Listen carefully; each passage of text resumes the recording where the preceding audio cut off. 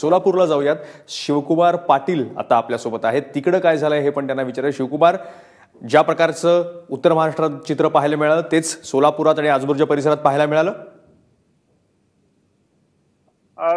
नक्कीच मयुरेश, कारण सोलापूरची जिल्हा परिषदेची निवडणूक यावेळी खरंच अनपेक्षितरित्या वळलेली आहे. ज्या पद्धतीनं भाजपनं प्रचार केला होता निवडणुकीच्या काळामध्ये, नक्कीच ही निवडणूक भाजपकडे वळेल असं वाटलेलं होतं आणि झालंही तसंच. कारण राष्ट्रवादीवरती मोठी नामुष्की उडवलेली आहे. वर्षानुवर्षे राष्ट्रवादीचं निर्विवाद वर्चस्व सोलापूर जिल्हा परिषदेवरती होतं आणि ही जिल्हा परिषद ताब्यात घेण्यामध्ये भाजप यशस्वी झालेली आहे. ज्या पद्धतीने त्यांनी निवडणुका लढवल्या, निवडणुकीच्या रिंगणात जे उमेदवार भाजपने उतरवले, राष्ट्रवादीतले आणि काँग्रेसमधले असंतुष्ट नेते त्यांनी सोबत घेतले आणि वेळप्रसंगी मित्रपक्षांबरोबर त्यांनी आघाडी केली. वाटेल त्या तडजोडी करून निवडणूक लढवलेली होती. परंतु जेव्हा जिल्हा परिषदेच्या निवडणुकीची ही वेळ आलेली आहे, जिल्हा परिषदेचा अध्यक्ष निवडणुकीची वेळ आली, तेव्हा मात्र भाजपनं राष्ट्रवादीला धोबी पछाड केलेला आहे.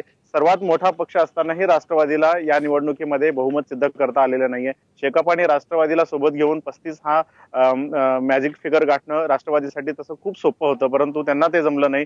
मुख्यमंत्र्यांनी ही निवडणूक खरी प्रतिष्ठेची केलेली होती. त्यांनी भाजपच्या स्थानिक नेत्यांना आदेश दिलेले होते की कोणत्याही परिस्थितीवरती सोलापूर जिल्हा परिषदेमध्ये भाजपची सत्ता आली पाहिजे, या दृष्टीने प्रयत्न करा आणि झालंही तसंच.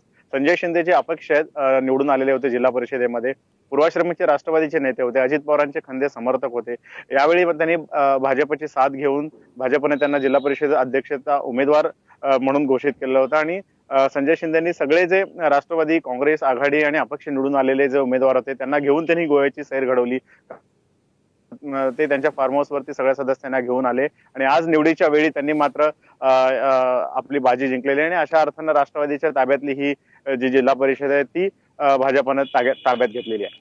मयुरेश, धन्यवाद शिवकुमार, तुम्ही दिलेल्या सगळ्या माहितीबद्दल. त्यामुळे राष्ट्रवादीच्या वर्षानुवर्ष ताब्यात असलेली सोलापूरची जिल्हा परिषद आता यंदा भाजपच्या ताब्यात आलेली आहे.